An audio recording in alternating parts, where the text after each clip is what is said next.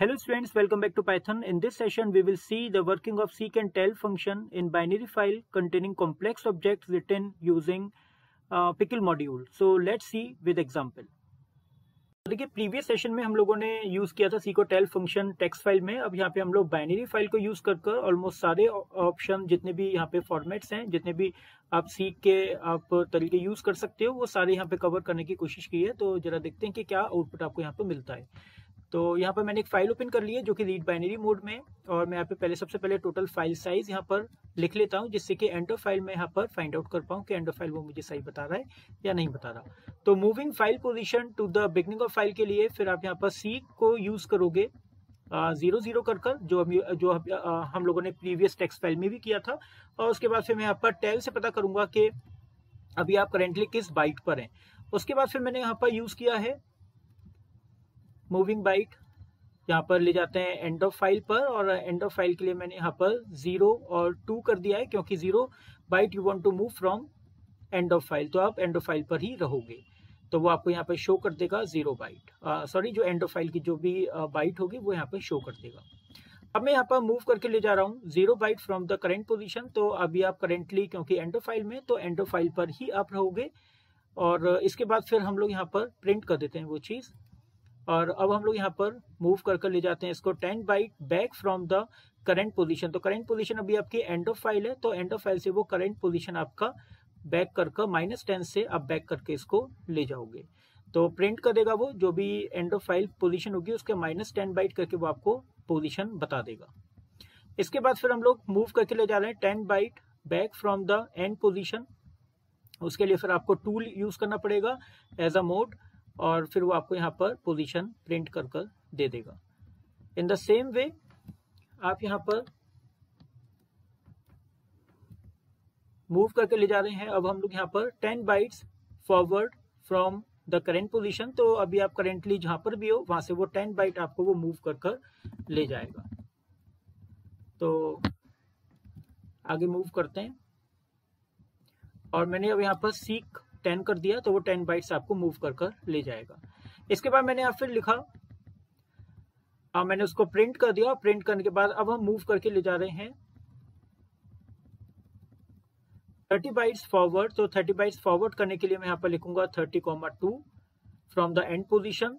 और 30,2 अगर and position से मूव करोगे तो डेफिनेटली वो आपको यहाँ पर मूव कर ले तो जाएगा, बट आपको वहां पर फिर जो डेटा होगा वो आपको अवेलेबल नहीं होगा। इसी तरह से अगर आप यहाँ पर ट्राई करेंगे बिगनिंग ऑफ फाइल से अगर 30 बाइट मूव करने की कोशिश करेंगे तो फिर वो आपको यहाँ पर एरर शो कर देगा। तो मैं यहाँ पे लिख देता हूँ एरर के लिए, क्योंकि सेकंड आर्गुमेंट पास नहीं करेंगे तो यहाँ पे वो by default beginning of file से लेता है। तो moving back from the beginning of file is not possible, that's why it will give error. तो यहाँ पर file does not exist eight this location, तो वो आपको यहाँ पर एरर दे देगा। और डेफिनेटली एरर देने के बाद का जो भी कंटेंट होगा वो आपका प्रिंट तो होगा नहीं। फाइल को क्लोज कर देते हैं और यहाँ पे प्रोग्राम को अब रन कर देखते हैं। तो ये है, देखिए प्रोग्राम का आउटपुट, और वो लास्ट में आपको एरर दे रहा है क्योंकि बिगनिंग ऑफ फाइल से आप पीछे मूव करके नहीं जा सकते हैं। तो बाकी हम चेक करते हैं इसका आउटपुट क्या आ रहा है। तो देखिए सबसे पहले यहाँ पर वो आपको शो कर रहा है आपकी फाइल की लेंथ से आपको पता चल रहा है कि कितने करेंटली मींस कितने बाइट्स यहाँ पे आपके पास अवेलेबल हैं। उसके बाद हम लोगों ने कर्सर को मूव किया था बिगनिंग ऑफ फाइल में, तो वो 0 बाइट आपको शो कर रहा है। उसके बाद हमने एंड ऑफ फाइल से मूव किया था, तो टोटल बाइट्स आपके पास 296 थे, तो वो 296 पर ही आपको एंड ऑफ फाइल पर ले गया है। उसके बाद करेंट पोजीशन यानी कि स्टिल 296 ही आपकी करेंट पोजीशन है एंड ऑफ फाइल पे जाने के बाद, तो वो वही शो करेगा। -10 बाइट मूव करने के बाद 286 बाइट वो आपको शो कर रहा है। -10 byte from end of file move करने के बाद स्टिल आपको वही मिलेगा एंड ऑफ फाइल, क्योंकि 296 है तो -10 286 आपको वो दे देगा।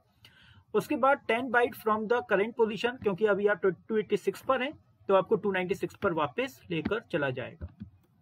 आगे चलते हैं। अब यहाँ पर देखिए 10 bytes from the current position के बाद यहाँ पर हम लोग मूव करते हैं 30 bytes from the and of file. तो 30 बाइट्स अगर आप मूव करेंगे एंड ऑफ फाइल से तो वो आपको लेके चला जाएगा 326 बाइट पर, हालांकि आपको यहाँ पे कोई डेटा मिलेगा नहीं, बट आपको यहाँ पे वो एरर नहीं भी देगा, जैसे कि हम लोगों ने प्रीवियस सेशन में डिस्कस किया था। But if you will try to move backward direction from the beginning of file, तो वहाँ पर फाइल जो है एग्जिस्ट नहीं करती है, तो वो वहाँ पे उसके लिए आपको एरर दे देगा। तो ये जो आपको एरर दिख रहा है, ये आपको इस स्टेटमेंट का दिख रहा है, जो कि बिगनिंग ऑफ फाइल से बैकवर्ड डायरेक्शन में मूव करने के लिए कोशिश की गई है, और वो वहां पर आपको एरर शो कर रहा है, क्योंकि because at this location file does not exist at all. So in this way you can use your और to understand the working of tell seek and tell function, how they are working in your text file as well as in binary file. तो text file का previous session में discuss किया था, binary file का इस first session में हम लोगों ने डिस्कस किया है। और अभी एक और एग्जाम्पल देखते हैं, बाइनरी फाइल का कॉम्प्लेक्स ऑब्जेक्ट के संग कैसे काम करना है, एक और एग्जांपल के संग देखते हैं। तो देखिए, इस एग्जांपल में हम लोगों ने एक डिक्शनरी ऑब्जेक्ट ले लिया है, और हर बार हम एक डिक्शनरी ऑब्जेक्ट को राइट करते जाएंगे, मींस डंप करेंगे पिकल के फंक्शन को यूज कर और हम लोग चेक करेंगे कि कहाँ पर अभी हम लोगों का जो कर्सर है वो पोजीशन कर रहा है, और उसको फिर मूव करने के बाद वो हमारा कहाँ पहुंचा। तो एक नेम ले लेते हैं, एक रोल नंबर ले लेते हैं डिक्शनरी ऑब्जेक्ट बनाने के लिए, और एक मार्क्स ले लेते हैं जो हम लोगों ने प्रीवियस सेशन में लिए थे। उसके बाद हम लोग इनको डिक्शनरी ऑब्जेक्ट में इसको कन्वर्ट कर देते हैं विद की एंड वैल्यूज, और फिर इस ऑब्जेक्ट इस stname के ऑब्जेक्ट को हम डंप कर देते हैं। तो डंप करने से पहले हमारा जो कर्सर का जो पोजीशन होगी वो डेफिनेटली 0 बाइट पर होगी, क्योंकि राइट जो मोड होता है फाइल का वो हमेशा बिगनिंग ऑफ फाइल से राइट करना शुरू करता है। उसके बाद मैंने डंप किया, और डंप करने के बाद फिर से आपने इसकी डंप करने के बाद की जो पोजीशन है वो आपने यहाँ पर प्रिंट की है, और जो भी प्रिंट हुई है उसके बाद फिर मैंने आपके सीक फंक्शन को यूज कर -20 बाइट मैंने बैकवर्ड डायरेक्शन में मूव कर फिर से मैंने इसकी जो पोजीशन है वो मैंने प्रिंट कर देखी है यूजिंग टेल फंक्शन। तो फाइल डॉट टेल कर दिया, और इसके बाद फिर मैंने यहाँ पर दोबारा से यूजर से चॉइस ली, और यूजर से चॉइस लेने के बाद फिर मैंने फाइल को क्लोज कर दिया। तो सिंपल प्रोग्राम है, और चलिए रन करके देखते हैं क्या आउटपुट आता है। तो यहाँ पर देखिए, मैंने सबसे पहला जो नाम दिया है वो यहाँ पर दीपक दे दिया है with roll number 1 and marks 78। तो अभी करेंटली वो बिफोर राइटिंग ऑब्जेक्ट 0 बाइट पर था इनिशियली, और फिर उसके बाद ऑब्जेक्ट को राइट करने के बाद वो 68 बाइट पर मूव कर गया। बट 60 बाइट पर मूव करने के बाद भी वो 20 बाइट मैंने बैक कर दिया उसको यूजिंग सीक फंक्शन, और वो अभी करेंटली 40 बाइट पर है। तो चलिए एक और ऑब्जेक्ट राइट करके देखते हैं। यहाँ पे मैंने दे दिया एक और नाम गगन, रोल नंबर 2, और इसके मार्क्स दे दिए। अभी उसने क्या किया, अभी वो करेंटली क्योंकि 40th बाइट पर था तो वो 40 बाइट पर है, और 40 बाइट से वो 99 बाइट पे पहुंचा। बट 99 के बाद फिर मैंने 20 बाइट वहां से मैंने डिडक्ट किया, पीछे ले गया बैकवर्ड डायरेक्शन में, और वो अभी करेंटली 79 बाइट पर है। तो इस तरह से आप अपने रनिंग प्रोग्राम में अपने बाइट्स को आप अपने टेल फंक्शन के थ्रू अपनी पोजीशन को फाइंड आउट कर सकते हैं, और सीक फंक्शन से आप अपनी पोजीशन को मूव भी कर सकते हैं, चेंज भी कर सकते हैं कर्सर की पोजीशन को, और वहां पे फिर आप वहां पे फर्दर कोई चेंजेस अपनी फाइल के अंदर कर सकते हैं।